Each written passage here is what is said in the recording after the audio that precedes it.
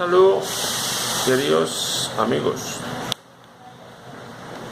Entonces entramos en un estudio acerca de la hostilidad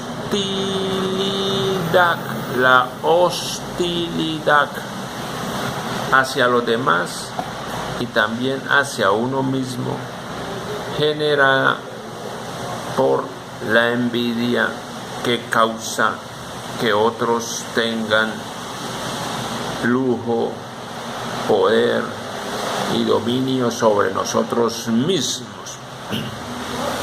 Entonces vemos que la hostilidad contra los otros a menudo es consciente y puede expresarse en forma abierta. Hasta ahí no hace daño. Cuando tú puedes expresar la hostilidad en forma abierta porque es consciente.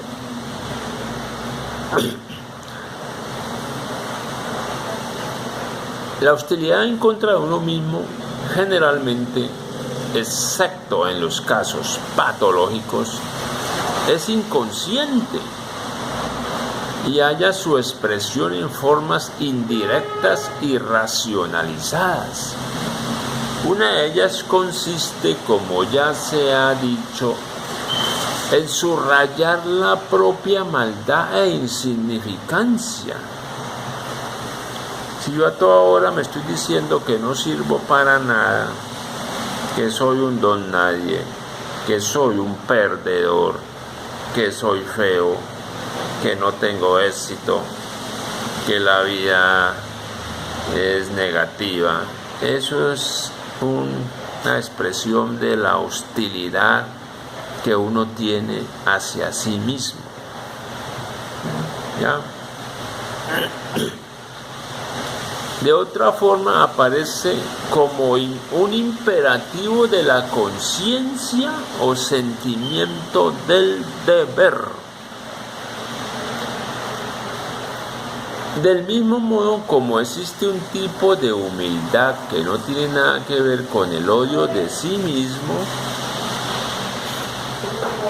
así también existe el imperativo de la conciencia que son genuinos y un sentido del deber que no está arraigado en la hostilidad. Mucho ojo, porque no vamos a decir aquí que el deber es malo, no.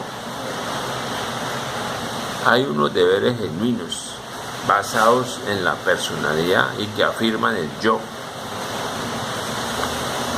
Un sentido del deber que no está arraigado en la hostilidad. Estos sentimientos legítimos son parte de la personalidad integrada. Y el obedecer a esas demandas de la personalidad integrada constituye una afirmación del yo. Por el contrario, el sentimiento del deber, como lo vemos impregnar la vida del hombre moderno desde el periodo de la Reforma hasta el periodo presente, en las racionalizaciones religiosas o seculares se halla intensamente coloreado por la hostilidad contra el yo. La conciencia es un negrero que el hombre se ha colocado dentro de sí mismo y que lo obliga a obrar de acuerdo con los deseos y fines que él cree suyos propios, mientras que en realidad no son otra cosa que las exigencias sociales externas que se han hecho internas. Lo manda con crueldad y rigor, prohibiéndole el placer y la felicidad y haciendo de toda su vida la expiación de un pecado misterioso. Es también la base de aquel ascetismo mundano interior tan característico del calvinismo primitivo y del puritanismo ulterior. La hostilidad en la cual se arraiga esta forma moderna de la humildad y del sentimiento del deber explica también una contradicción que de otra manera sería desconcertante.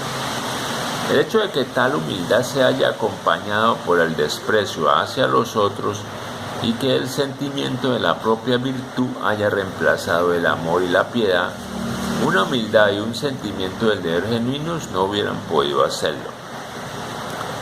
Pero la conciencia que se niega y se humilla a sí misma es tan solo un lado de la hostilidad.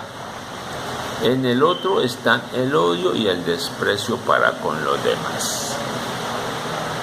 Es necesario analizar muy bien estos puntos, tenerlos en cuenta, lo que son la hostilidad y que aparece disfrazada de deber, porque de esa manera impiden la afirmación de el yo, de nuestro yo personal. Muchas veces dejamos de hacer lo que nos gusta por hacer lo que otro nos dice que tenemos que hacer. Pasamos la vida infelizmente, viviendo infelizmente porque no hacemos lo que realmente queremos hacer. Ay, que por el deber.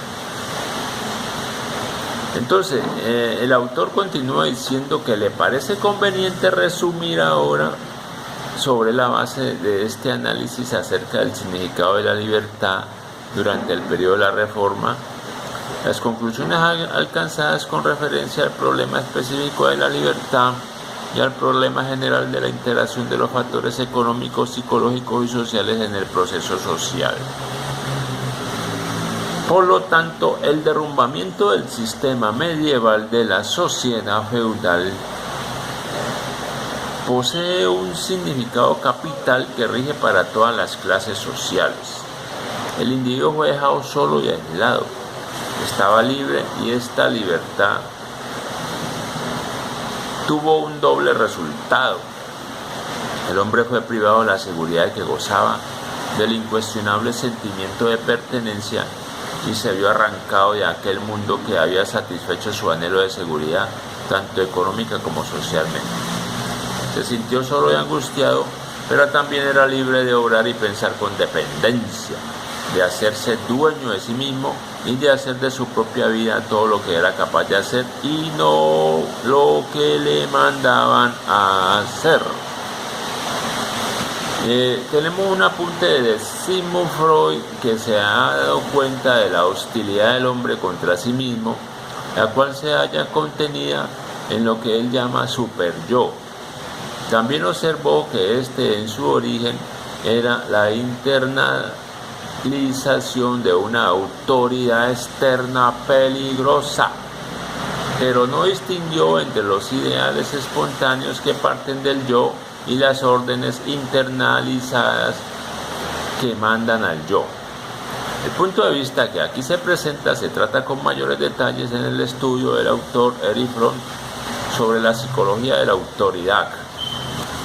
M. Horkheimer, Autorita und Familie, París, Alcan, 1934. Karen Horney ha subrayado el carácter compulsivo de las demandas del super-yo, el New Way in Psychoanalysis.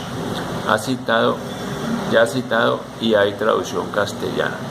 Entonces este estudio lo pueden encontrar en el autoritarismo en familia, un estudio del mismo autor que estamos tratando este libro, Erich Fromm, autoritarismo en familia, entonces se les recomienda.